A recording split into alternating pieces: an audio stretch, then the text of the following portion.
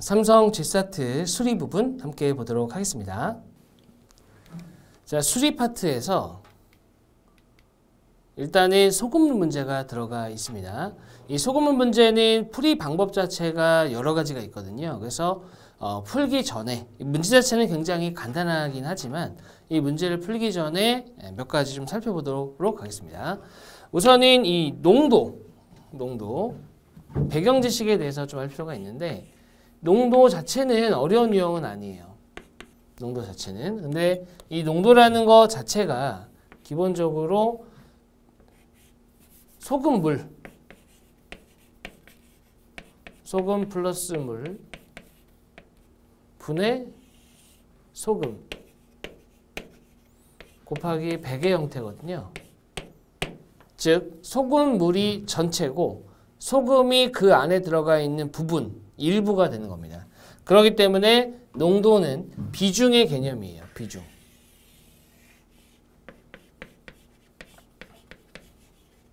그래서 비중의 개념으로 유의미하게 쓰입니다. 그래서 농도에 대해서는 좀 자세하게 또는 표나 그래프, 자료 해석을 위해서라도 알아두시는 게 좋다. 자, 농도부터 보겠습니다. 일단은 농도 유형에서는 풀이법이 총 4가지가 존재하거든요. 그 첫 번째가 바로 뭐냐면은 농도 공식을 이용하는 거예요. 근데 문제에서 소금물과 소금 또는 소금과 물 이거를 주고서 농도를 구하시오 라는 문제는 나올 가능성이 거의 0%입니다. 왜냐면 너무 쉽잖아요. 그죠? 그렇기 때문에 뭔가 기존에 있는 소금물에다가 어떻게 저떻게 해가지고 농도를 변화를 시킵니다. 그거를 구하시오 라고 하는 형태예요. 우선은 농도 공식은 위에도 잠깐 써드리긴 했지만 소금 더하기 물 분의 소금 곱하기 100입니다.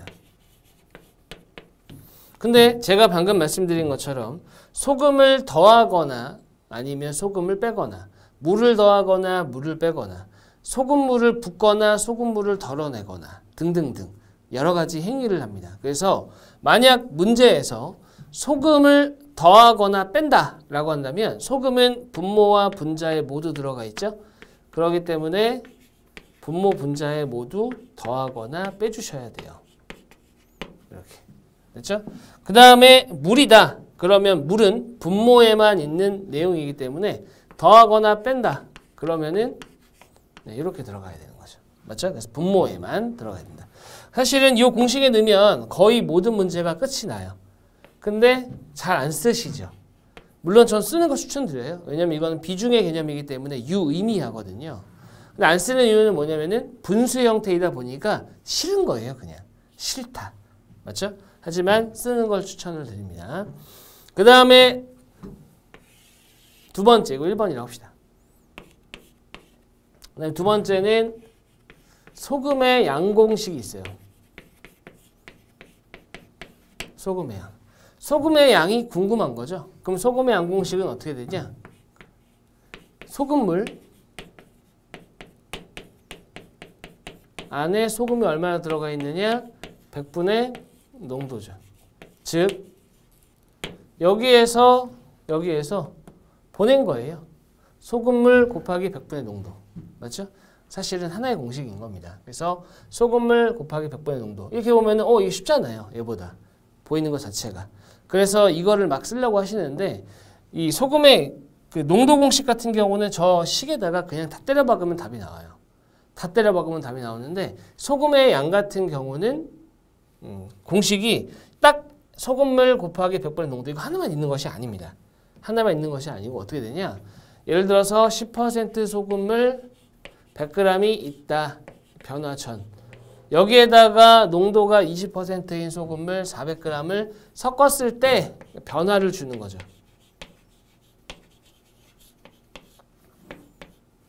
됐을 때 몇 퍼센트 소금물이 되느냐? 변화 후. 즉 소금의 양 공식을 이렇게 3번 쓰는 거예요. 농도는 여기다가 한번 때려 넣으면 끝나는데 여기는 3번을 써야 된다는 거죠. 그렇죠? 그래서 그래도 얘가 더 쉬워요. 왜냐면은 이렇게 1차 방정식의 형태가 일반적이거든요. 이렇게 쭉 펼쳐지는. 자, 그래서 소금의 안공식이 더 낮긴 하다.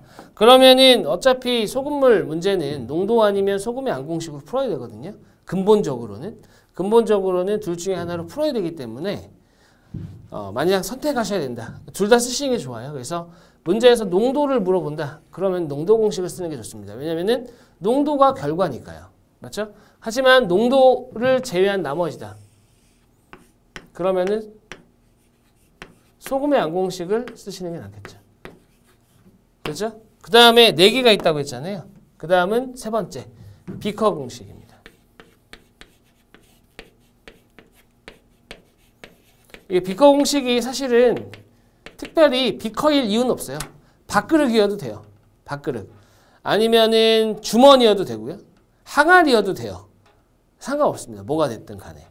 근데 어떤 형태냐면 비커가 이렇게 생겼잖아요. 비커. 그러면은 뭐 쓰기 나름이긴 한데 여기에다가는 소금물을 씁니다. 여기다가는 농도를 써요.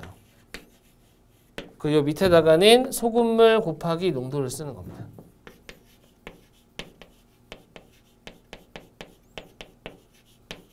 이렇게. 됐죠? 됐으면 끝이에요. 사실은 요 비커가 필요가 없거든요. 비커가 필요가 없어요. 그냥 소금물 곱하기 농도 얘가 필요한 거거든요.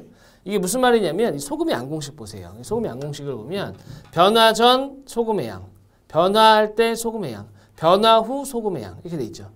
그러면은 첫 번째 소금물에다가 100분의 농도, 해당 변화하는 내용에다가 소금물 곱하기 100분의 농도, 소금물 곱하기 100분의 농도 이게 되잖아요.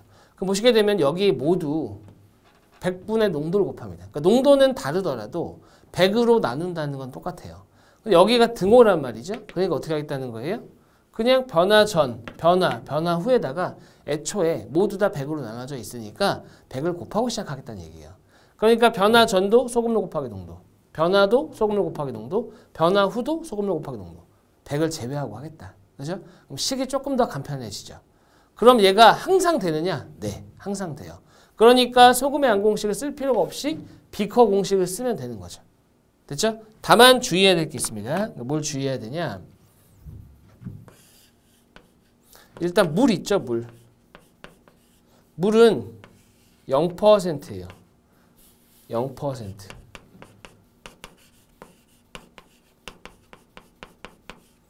됐죠? 그 다음에 소금 있죠? 소금은 100%입니다.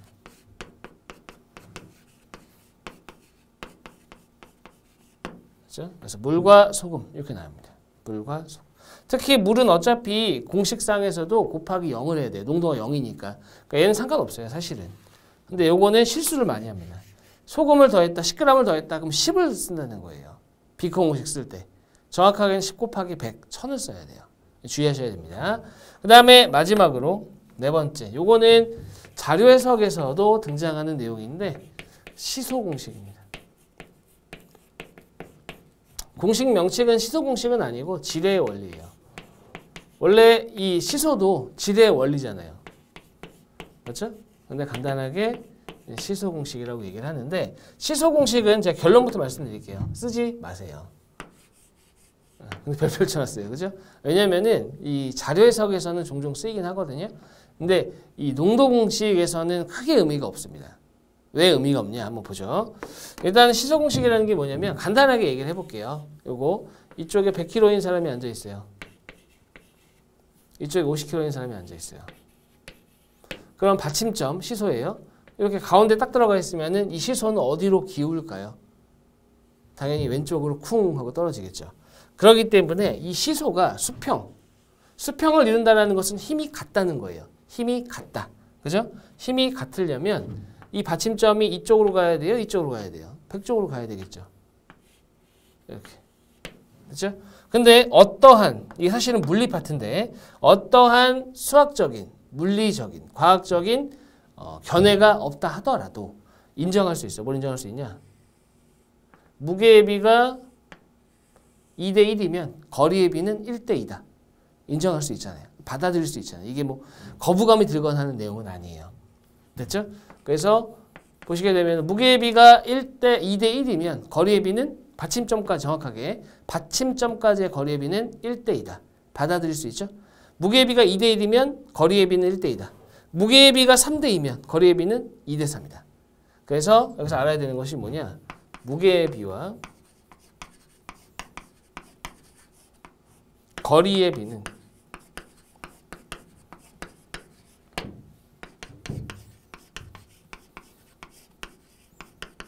반비례 관계예요. 자, 여기까지 하잖아요. 그거는 우리 지금 방금 농도 마스터한 거예요. 더 이상 없어요, 농도는. 됐죠? 자, 요걸 한번 문제에 적용할 건데, 이 시소 공식 같은 경우는 제가 농도할 땐 쓰지 말라고 말씀드리는 이유가 뭐냐면, 써도 돼요, 당연히. 써도 되는데 뭐가 문제냐? 시소는 몇 명이 타는 거죠? 일반적으로 2명이 타죠. 시소는 2명이 타잖아요. 근데 지금 저희 애가 다니는 어린이집, 옛날에 어린이집 있었을 때 시소가 이렇게 생긴 게 있어요. 3명이 타는 시소예요. 이렇게. 이런 시소에는 적용이 안 됩니다. 오로지 양끝에, 즉 양끝에 탄다는 게 뭐냐면 소금물 2개를 더하는 거죠. 그때만 유의미해요. 근데 소금물 2개 더하는 거는 어떤 공식을 써도 답이 금방 나와요. 그죠? 그렇기 때문에 시소 공식을 굳이 쓸 필요가 없다. 즉 쉬운 문제에만 적용이 돼요. 시소 공식. 그래서 되게 매력적으로 보이는 내용이긴 하지만 별거는 없다. 이렇게 이해하시면 됩니다. 자, 한번 열심히 마스터해봤습니다. 문제 볼게요. 소금물 500g 있다. 몇 퍼센트 소금물인지 몰라요. 이 소금물의 농도가 3%인 소금물 200g을 온전히, 이 온전이라는 말은 빼도 되죠? 그냥 섞은 거예요. 농도가 7%가 되었다. 500g에 들어있는 소금은 몇 g인가? 우리는 3가지 정도로 볼게요. 소금의 양은 안 하겠습니다. 왜냐면 어차피 비꼬를 풀 거니까. 농도부터 보죠. 농도. 일단 X%예요. 그죠? 잡아줘야 됩니다. 그 다음에 이걸 농도 공식을 쓴다 그러면은 소금물 분해 500 곱하기 100분의 X, 5X 더하기 200g 3%니까 얼마예요? 6이죠. 맞죠? 이렇게 해서 더했더니 7%가 됐다. 이거 아니에요, 지금. 맞죠? 그러니까 자, 넘어가게 되면 77에 49.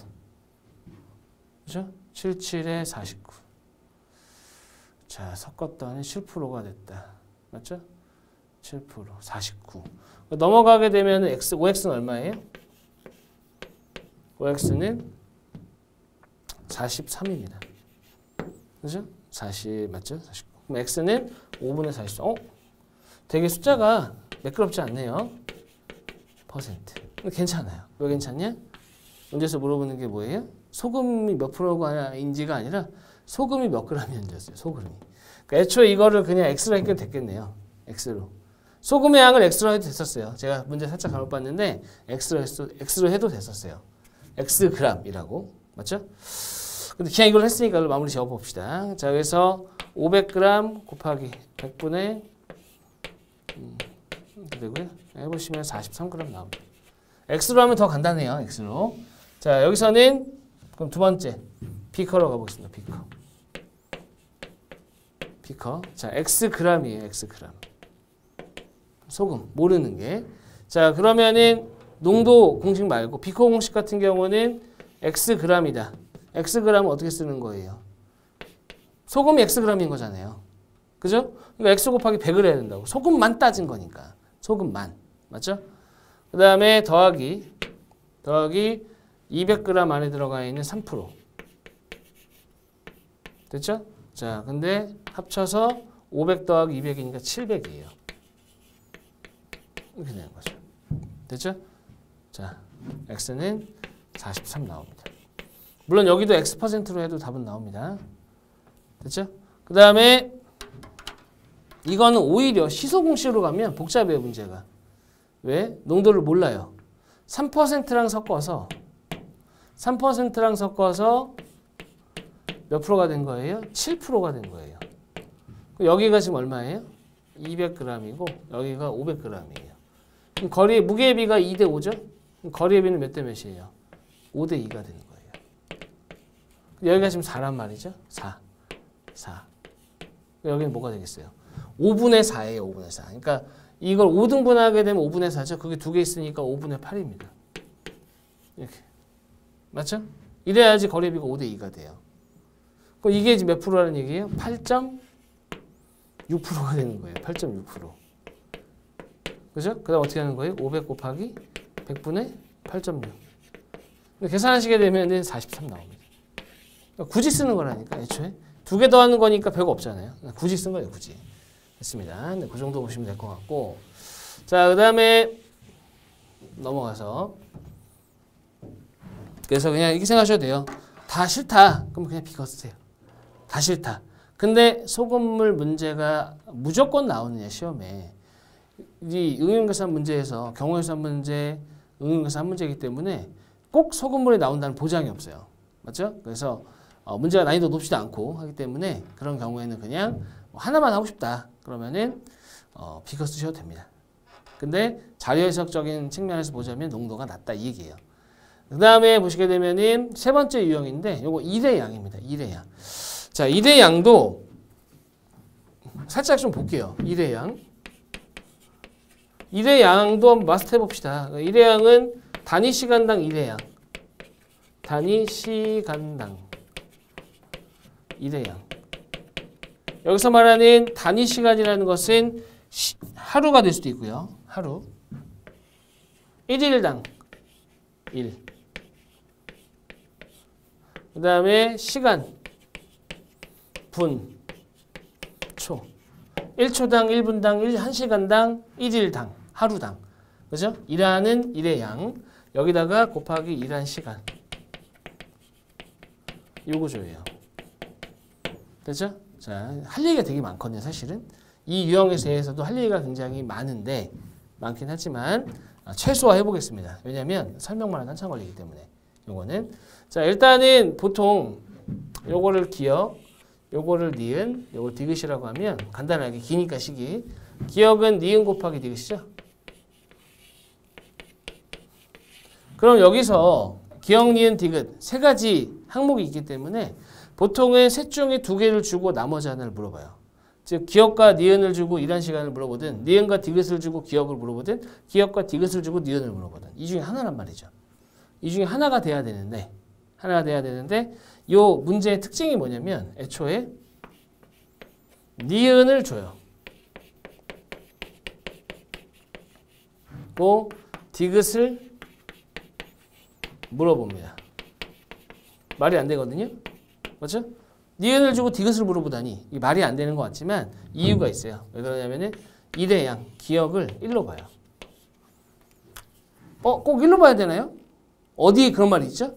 이게 이유가 뭐냐면은 기억은 A로 넣든 B로 넣든 X로 넣든 Y로 넣든 100으로 넣든 373으로 넣든 다 상관이 없어요.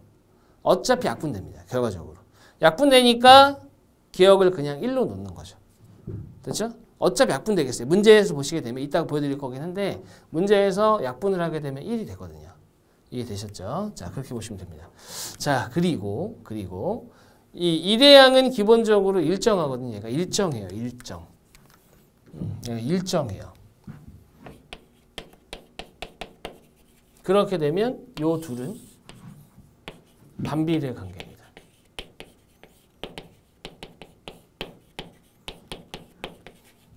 반비례 관계. 즉 단위 시간당 일의 양이 2배로 늘어나면 일하는 시간은 절반으로 줄어요. 일하는 시간이 3분의 1로 줄어들면 단위 시간당 일의 양은 3배로 늘어납니다. 왜? 일의 양이 고정되어 있으니까. 됐죠? 둘은 반비례 관계다. 됐죠?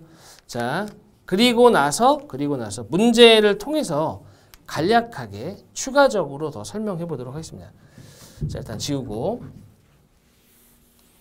물론 기억, 니은, 디귿 중에 2개를 주고 나머지 하나를 물어보는 형태도 나와요. 시험에. 나올 수 있는데 그건 쉬워요. 그래서 우리는 셋 중에 하나 주고 하나 물어보는 형태. 전체 일량을 일러놓고 하는 형태가 더 중요하긴 합니다. 문제를 좀 보겠습니다. 한 공장에서 기계를 2대 운영하고 있다. 이 공장의 전체 작업을 수행할 때 A 기계로는 12시간이 걸리며 B 기계로는 18시간이 걸린다. A는 12시간이 걸려요. B는 18시간이 걸립니다. 이미 절반의 작업이 수행된 상태에서 A 기계로 4시간 동안 작업하다가 이후로는 A, B 두 기계를 모두 했다. 남은 절반의 작업을 완성하는데 소요되는 시간은 이랬습니다. 자, 남은 절반의 작업입니다. 전체가 아니라 남은 절반의 작업. 애초에 반은 돼 있었잖아요. 그죠? 자, 그럼 어떻게 하셔야 되냐? 일단 A 같은 경우는 시간당 전체를 X라고 놓을게요. 네, 전체를 전체 T라고 합시다. T. 그럼 시간당 얘는 12시간 만에 일을 완성을 하니까 전체 일량이 T라면 얘는 12분의 T가 되는 거죠. 그 다음에 8시간이다. 그럼 여기는 18분의 T가 되는 거죠. 이게 되는 거예요. 맞죠? 근데 뭐라고 했냐? 절반은 이미 했대요. 그럼 남은 일량은 2분의 T겠죠. 맞죠? 근데 뭐라고 했냐? 처음 4시간 동안은 A 기계로 하고 그 이후에는 둘이 같이 했대요. 같이 하면 더 해야 돼요. 이렇게. 여기다가 곱하기 모르는 거예요. 시간을. 얼마나 같이 했느냐. X. 됐죠? 얼마나 같이 했느냐. 요게 2분의 T가 되면 되죠. 됐죠? 자, 제가 앞에서 말씀드렸잖아요. T는 어차피 약분된다고. 확실하게 알았어요. 그죠? 어차피 약분될 녀석이니까 1로 놓나 100으로 놓나 상관없어요. 근데 어차피 약분되잖아요. 그러면은 그냥 1로 놔야지. 됐죠? 양쪽에 다 T가 곱해져 있으니까. 식을 다시 써보겠습니다. 2분의 1 곱하기 4 더하기 12분의 1 18분의 1 X는 2분의 1 이렇게 되는 거죠. 맞죠? 자, 그 다음에 이렇게 된 분수 형태 식은 어떻게 가야 되는 거예요? 분수 형태 식은 분모의 최소 공배수를 양변에 곱하는 겁니다. 12와 18과 2의 최소 공배수는 36이에요. 36. 36을 곱하게 되면은 3 곱하기 4. 그 다음에 더하기 3 더하기 2 곱하기 X. 자, 얘가 36 곱하면 18이 되는 거죠. 됐죠? 됐죠? 그래서 요거 정리한 게 답이에요. 정리한 게. 12, 6. 그 다음에 5X. 5X는 6이다. X는 5분의 6 시간입니다. 근데 5분의 1 시간이 12분이거든요. 12분. 그러니까 1시간 12분. 답이 없어요. 답이 당연히 없죠. 왜냐면은 A가 4시간을 했어요. 이미 앞에서. 그러니까 5시간 12분. 답은 2번이 되는 건데 우리는 아직 뭘 이용하지 않았냐면 반비례 관계를 이용하는 걸 해보지 않았거든요. 근데 반비례 관계를 이용한다는 게 무슨 말이냐? 잘 보세요. A가 다시 써볼게요. A가 12시간이 걸려요. B는 18시간이 걸립니다. 그럼 이게 시간의 B는 어떻게 되는 거죠? 2대 3인 거예요. 맞죠? 12시간, 18시간이니까. 그러면은 단위 시간당 일회양의 B는 몇 대 몇일까요? 반비례 관계니까 3대 2가 돼야죠. 맞죠? 그러면 A가 만약에 3을 일했다라고 하면 B는 2를 일한 거예요. 그럼 A가 6을 일했다 그러면 B는 4를 일한 거예요. 관계 자체가 3대 2니까. 맞죠? 그런데 만약에 A가 3씩 일하잖아요. 12시간 일하면 얼마예요? 36. B가 2씩 일하는데 18시간 일하잖아요. 36. 36이 뭐예요? 12와 18의 최소 공배수라고요. 이해되셨죠? 그러니까 애초에 전체 일의 양은 전체 일의 양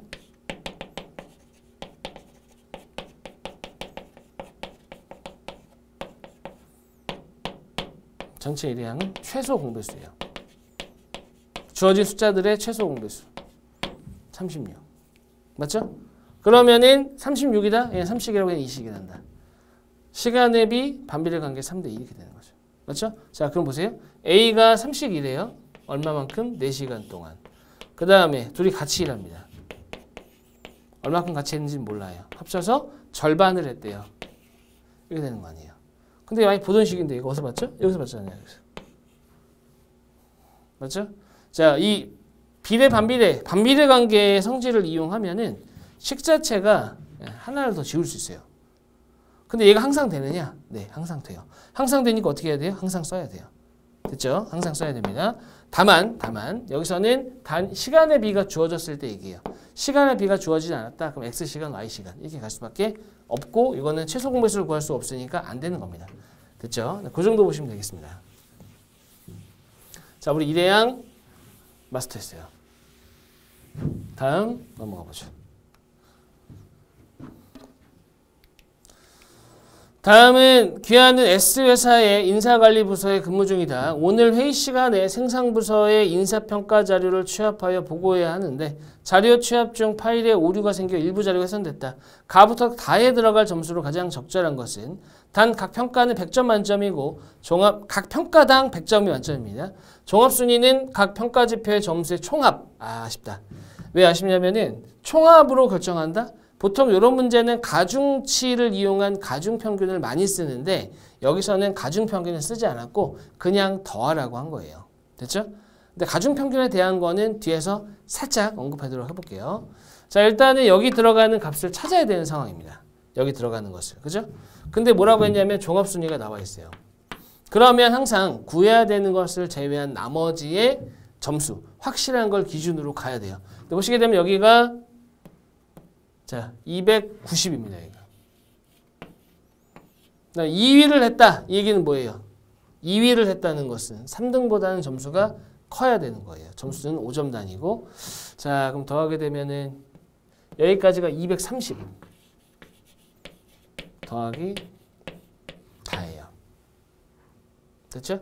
그 다음에 여기 1등은 165, 235.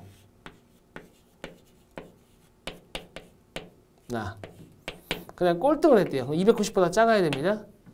150, 220. 이런 거죠. 그러면 일단은 가는 75는 되면 안 돼요. 지워야겠네요. 속어네요, 속어. 그 다음에 나는 일단은 나 같은 경우는 다부터 구하는 게 맞을 것 같아요. 다는 60보다는 커야 돼요. 다는 60보다는 커야 돼요. 됐죠? 두 개 남았고요. 그 다음에 얘가 만약에 65로 2번, 3번이면 65네요. 그죠? 그럼 둘이 더하면 295이기 때문에 나는 60보다 커야 돼요. 네. 되는 것이 2번 하나밖에 없죠. 됐죠? 이 정도만 얘기하면 될 것 같긴 한데 보통은 가중평균이 많이 나와요. 가중평균. 많이 나온다기보다는 나올 가능성이 있어요. 그렇기 때문에 가중평균에 대한 내용만 살짝 얘기하자면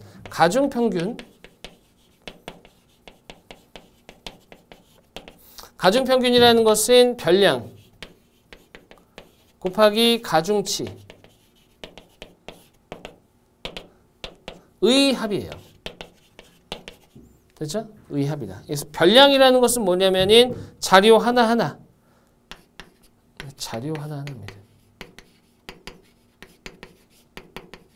주어진 자료들. 그 다음에 가중치라는 것은 뭐냐? 가중치라는 것은 일종의 비중 같은 거거든요. 비중. 또는 확률. 특징은 뭐냐? 합이 1 또는 100%예요. 1 또는 100%. 됐죠? 자, 이렇게 보시면 되겠네요. 그래서 곱해갖고 더하는 형태. 여기서는 그렇게는 안 한 거죠. 그렇게는 안 한 겁니다. 됐습니다. 요거 가중평균도 중요하니까 함께 체크해 주시고 그 다음 문제 한번 가보도록 하겠습니다.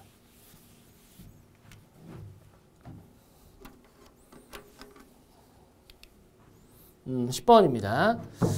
A제약회사에서는 유산균을 배양하는 효소를 개발 중이다. 이 효소와 유산균이 만났을 때 다음과 같이 유산균의 수가 변화하고 있다면 효소의 양이 12g일 때 남아있는 유산균. 일단은 변화하고 있대요. 다음과 같이. 근데 여기서는 조금 더 추가했어야 될 내용이 뭐냐면 규칙이 있다 이렇게 갔어야 돼요. 규칙이 있다.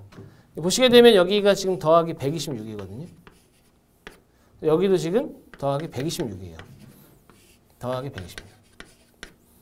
더하기 126. 맞죠? 근데 여기서 12g인 거죠. 그러니까 쉽게 얘기하면 12번째 항이에요. 근데 12번째 항 어떻게 구하는 거예요? 자, 두 번째 항 자체가 120에다가 126을 더했습니다. 세 번째는 첫 번째에다가 126을 두 번 더한 거예요. 두 번째에다가 126 더했다는 얘기는 첫 번째 기준으로 126 두 번. 세 번 더했죠. 네 번 더했고. 12번이니까 어떻게 되겠어요? 12니까 120에다가 126을 11번 더 해야겠죠. 이렇게. 됐죠? 자, 저는 이렇게 씁니다. 계산 빨리 하려고. 어떠세요? 그죠? 이렇게 하는 게 좋겠죠. 복잡하게 쓰지 마시고. 더하게 되면은 1, 더하게 되면 5, 더하게 되면 0, 6 이렇게 되죠.